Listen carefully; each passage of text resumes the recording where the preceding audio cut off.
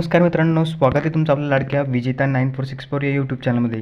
आजची viral recording आहे आपल्या चॅनलवरती. एक मित्र दुसऱ्या मित्राला डिप्रेशनमधून कसं काढतो हे आपण या कॉल रेकॉर्डिंगच्या माध्यमातून शिकणार आहोत. चला तर मग सुरुवात करूया.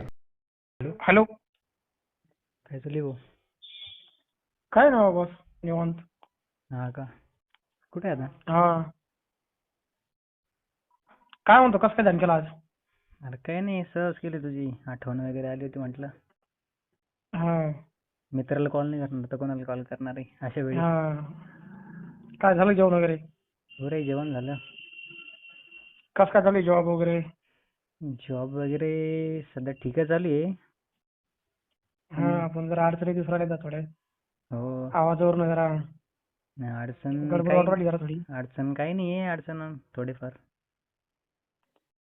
तुझं? हा, तेच मग जरा आवाजावरून जरा ओळख लागलं थोडं. हो का? आवाज लयच बारीक येऊ लागला तुझा जरा. नाही रे, एक प्रॉब्लेम चालू आहे थोडासा. हा,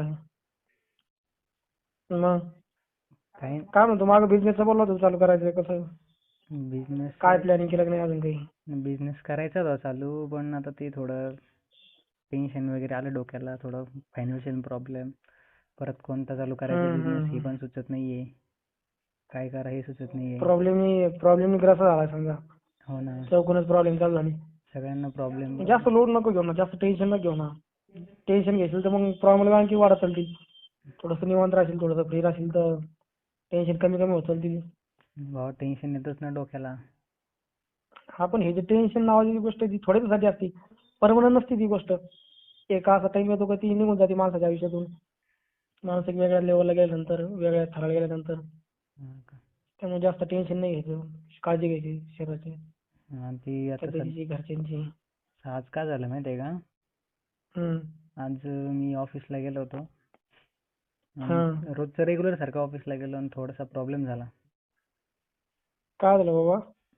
ऑफिसमध्ये थोडं काम वगैरे चालू होतं, असं व्यवस्थित चालू होतं. हम्म. आणि अचानकच थोडं काय म्हणतात त्याला, वरचा मॅनेजर बोलला का? हो, मॅनेजर वगैरे बोलले आणि मी पण त्यांना थोडंसं एक्स्ट्रा वगैरे बोललो. अच्छा. आणि ते बोलल्याच्या नंतर मग संध्याकाळी थोडं मॅटर अजून जास्त म्हणजे एक्स्ट्रा बोलून गेलो, माझ्या तोंडात निघून गेलं ते कारण रागामध्ये. आणि नंतर रागाच्या भरात होत्या या गोष्टी. आणि नंतर ते बोलले की उद्यापासून जॉबला येऊ नको. अच्छा.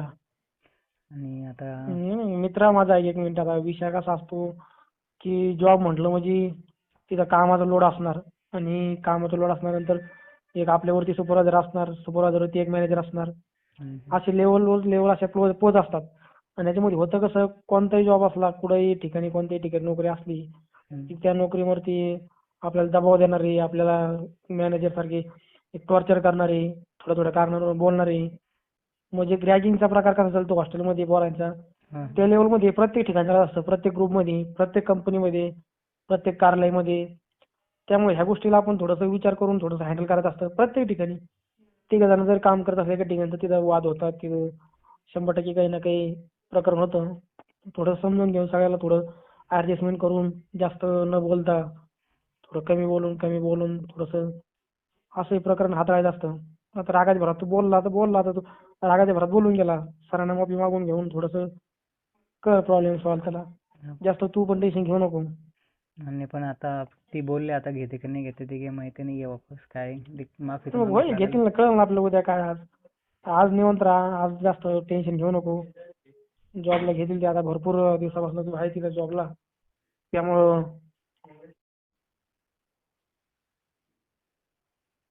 हॅलो. हा, बोल ना. हा, एक मिनिट, खोड कर कॉल, आवाज येत नाही का तुला?